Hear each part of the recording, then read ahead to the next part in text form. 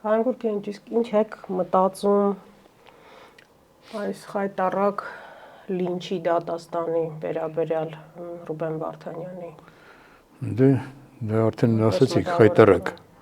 խայտառակներից մի բան էլ ավել։ Փաստորեն աշխարհի մաս շատ զբաղված է ուրիշ հարցերով եւ մեր ճշնամիների լկտությունը չափը սահման չունի։ Չգիտեմ, հուսանք, որ մի ձևով արդարությունը կհաղթի,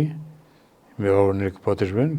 հուսանք, որ այսօրվա վիճակը աշխարհի շատ բարդ է, հասկանում եք։ Եվ բոլորի ուշադրությունը շատ ուրիշ կետերում է։ Շատ ուրիշ։ Չնայած այս նշանավոր անձ,